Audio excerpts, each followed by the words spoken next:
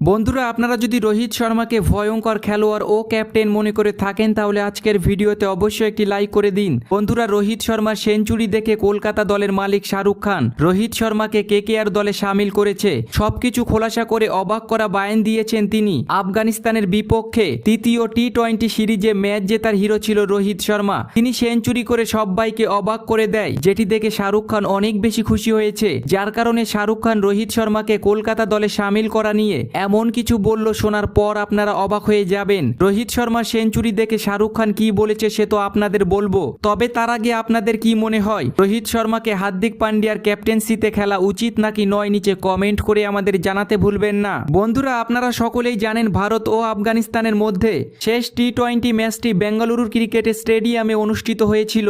এই ম্যাচে ভারতীয় দল ডবল সুপার ওভার খেলে ম্যাচটি 3-0 দুর্দান্তভাবে জয় করে নেয়। এই ম্যাচে ক্যাপ্টেন রোহিত শর্মা প্রথমে টসে জিতে ব্যাট করে 212 রানের টার্গেট দেয়। এই ম্যাচে রোহিত শর্মা 121 ও রিঙ্কু সিং 69 রানের অসাধারণ ইনিংস খেলেছিল।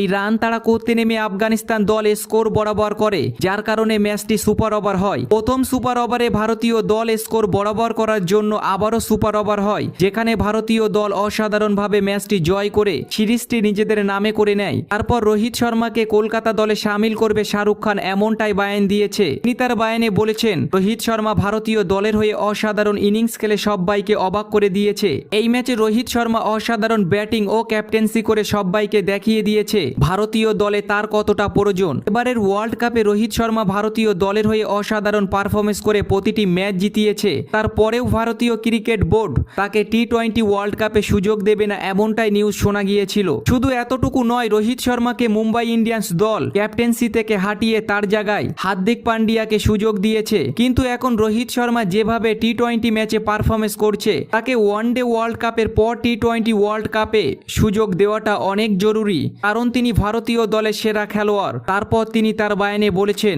রোহিত শর্মা যে কোনো পরিস্থিতিতে ভালো ইনিংস খেলার ক্ষমতা রাখেন। তার অসাধারণ ক্যাপ্টেন্সিতে নিজের দলকে সামনের দিকে এগিয়ে নিয়ে যান তিনি। আমার মনে হয় রোহিত শর্মাকে যদি টি-20 ওয়ার্ল্ড কাপে সুযোগ দেওয়া হয় তাহলে তিনি এমনভাবে পারফরমেন্স করে দলকে ওয়ার্ল্ড কাপ ট্রফি জেতাতে গুরুত্বপূর্ণ ভূমিকা পালন করবে।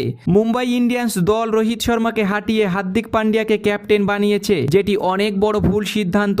আমি এবং আমার দল কলকাতা রোহিত শর্মার কন্ডিশন বুঝতে পেরেছি, যার কারণে আমি অনেক কোটি টাকা দিতে রাজি আছি আমার দলের হয়ে খেলার জন্য রোহিত শর্মাকে, কারণ আমার দলে প্রয়োজন রোহিত শর্মার মতো খেলোয়াড়। রোহিত শর্মা নিজেই বলেছিল তিনি যদি মুম্বাই ইন্ডিয়ান্স দলে না খেলেন তাহলে কলকাতা দলে অবশ্যই যোগ দেবেন। আমরাও চেষ্টা করছি রোহিত শর্মাকে নিজেদের দলে ফেরাতে। তো বন্ধুরা আপনাদের কি মনে হয় রোহিত শর্মাকে কলকাতা দলে যোগ দেওয়া উচিত নাকি নয়, নিচে কমেন্ট করে আমাদের জানাতে ভুলবেন না।